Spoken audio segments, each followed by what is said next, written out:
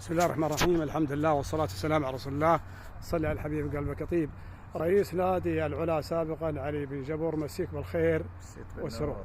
مسيت بالنور والسرور، يا هلا وسهلا، حياك الله. ونبارك لك الفوز هذا اليوم، ومبارك لابناء العلا عامة هذا الفوز، ونشكركم على جهودكم وحضوركم مع النادي واينما حل.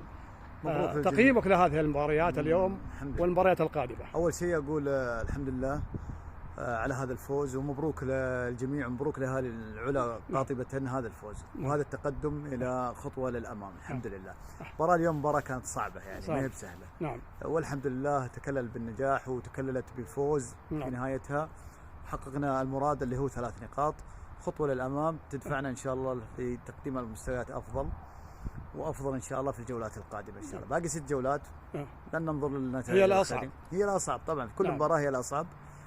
مباراتك انظر لمباراتك، فوز في مباراتك، ما عليك وما عليك من الاخرين، ما عليك من النتائج، ولا ما ياكل بيده ما يشبع، ما يشبع. الحمد لله. لكن ان شاء الله اليوم اكلنا بيدنا، والمباراه اللي فاتت والحمد لله ثقافه الفوز ان شاء الله تمشي معنا اول باول. هذا 3 فوز على التوالي، والحمد لله يكمل المسيره ان شاء الله في الفوز.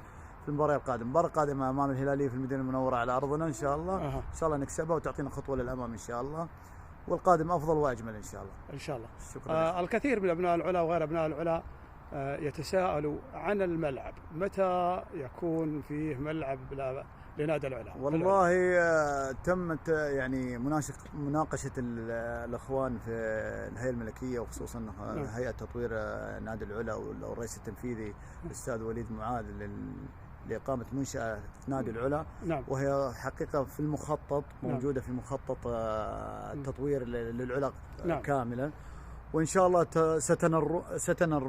سترى النور قريبا إن شاء الله. قريبا إن شاء الله، نتمنى إن شاء الله. وعدونا الإخوان، وإن شاء الله أنها تكون إن شاء الله منشأة على مستوى عالي إن شاء الله. نعم إن شاء الله. نتمنى نشوف فرق عالمية تكون تلعب في العلا إن شاء الله. هذا ما نطمح له جميعا إن شاء الله. شكرا لك، يعطيك العافية. الله يسلمك.